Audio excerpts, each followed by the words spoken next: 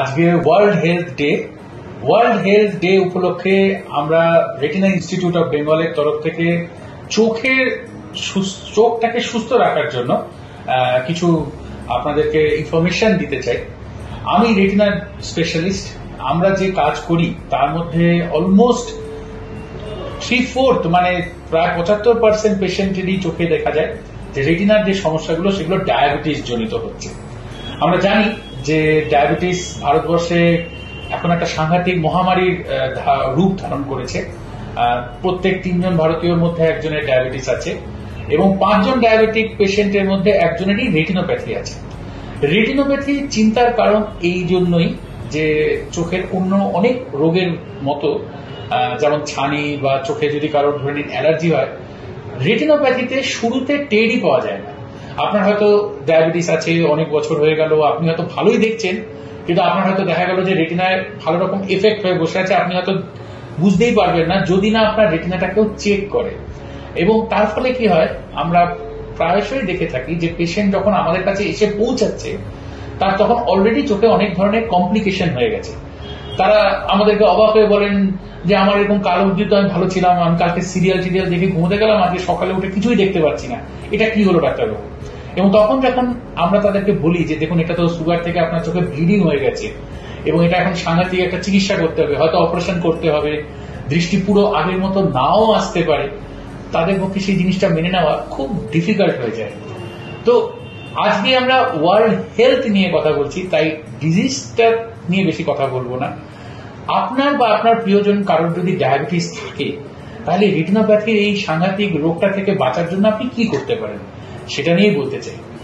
তো সিম্পল যে স্টেপস গুলো নিলে আপনি নিজের চোখটাকে ডায়াবেটিস থেকে দৃষ্টিহীন হওয়ার থেকে বাঁচাতে পারেন সেটাকে মনে রাখার জন্য একটা সরল উপায় হচ্ছে, মনে রাখবেন আপনাকে ABCDE আর S এই কটা স্টেপ মানতে হবে।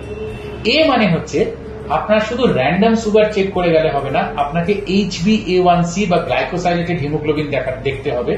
কারণ আমাদের রেটিনা এফেক্টেড হওয়ার চান্স যাদের গ্লাইকোসাইলেটেড হিমোগ্লোবিন বা HbA1c অনেক হাই তাদের ক্ষেত্রে বেড়ে যায়। তাহলে হাই বলতে আমরা কি বুঝবো? হাই মানে 7, 7.5 বা তার বেশি। যদি 6.5 বা তার নিচে থাকে তার মানে এটা আপনার চোখের পক্ষে ভালো। Second B for blood pressure. আপনার শুধু প্রেশার সুগার কন্ট্রোল না, প্রেশারটাকেও ঠিক রাখতে হবে।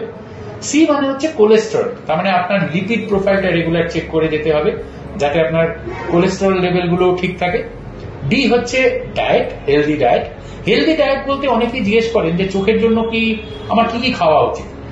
আলাদা করে চোখের জন্য কিছু খেতে হবে এরকম ব্যাপার নয়। যে জিনিসটা শরীরের পক্ষে ভালো, যেমন green leafy vegetables, fruits, healthy diet বলতে যেটা আমরা বুঝি ব্যালেন্স ডায়েট, সেটাই কিন্তু শরীরের পক্ষেও ভালো, চোখের পক্ষেও ভালো। আমরা চোখের জন্য বলি ঠিকই যে ভিটামিন এ যুক্ত খাবার খুব ভালো। ভিটামিন এ বেশি করে আপনার বিভিন্ন ধরনের শাকে থাকে, বিভিন্ন ধরনের ফল বা সবজি যেগুলো লাল বা হলুদ, যেমন পাকা পেঁপে, গাজর, টমেটো, এগুলোতেও থাকে। কিন্তু তাই বলে সারাদিন বাটি বাটি গাজর খেতে বলছি না। বেসিক্যালি আপনাকে সুস্থ থাকতে সুস্থ স্বাস্থ্যকর খাবার খেতে হবে। অ্যাভয়েড ফাস্ট ফুড, একদম কমপ্লিটলি অ্যাভয়েড না করতে পারলেও অ্যাটলিস্ট যতটা সম্ভব কম করুন, এবং শাক সবজি ফল মূল এগুলো ব্যালেন্স ডায়েটের মধ্যে একটা থাকুন। তাহলে এটা গেল ডি। ই হচ্ছে এক্সারসাইজ। এক্সারসাইজ সবার পক্ষে হয়তো বিরাট ভিগোরাস এক্সারসাইজ করা সম্ভব না, কিন্তু অ্যাটলিস্ট 30 মিনিটস ওয়াক করলেও ডেইলি দারুণ হবে।